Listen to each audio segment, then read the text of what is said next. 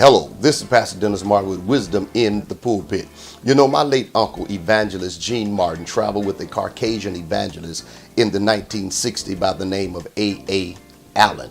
And they had their own crusade team. They had their own party that traveled. They had their own tent. They had their own city, a town, which was called Miracle Valley, Arizona. Hundreds and thousands of people would go twice a year there for camp meeting. And they had everything they needed. They had their own organist, drummer, you name it, they had it. David Davis was the organ player, Caucasian brother. David Mangum, the drummer. Richard Page, the piano player. H. Kent Rogers, the praise and worship leader, Don Stewart, and then my uncle evangelist Gene Martin was the choir director and the singer. Well, one thing that I always loved, even as a little boy, that he did from the pulpit is he always made those that traveled with him feel that they were the greatest at what they did. But what do you mean? He always let everyone know that no one could outplay David Davis, that he played spirits out of people like David did out of Saul on the homemade harp.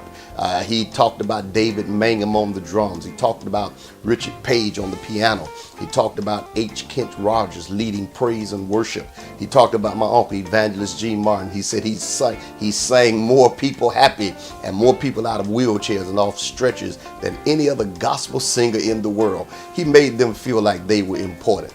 Well, the wisdom in the pulpit today that I want to share with you as a leader, sometimes we don't take time while we're in the pulpit to appreciate those that are working with us, those that are with us, those that are on the front line, those that are giving themselves the ministry to be a part to help us do what we're doing. And wisdom says if you don't appreciate the ones that you have, someone will come right along and appreciate them right from under you. So wisdom in the pulpit today is I want to encourage you. If you got a praise leader, you've got a worship leader, you've got a choir director, you've got a musician, whoever it is, you've got an associate pastor, associate minister, those that help the functions of the church, whether it's the secretary or whoever, take time from the pulpit and appreciate them.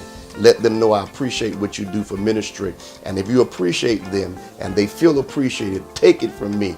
Those are people that you're going to be able to count on. So wisdom in the pulpit is let's appreciate those that God has given us. And I like to say it this way, let's appreciate our own.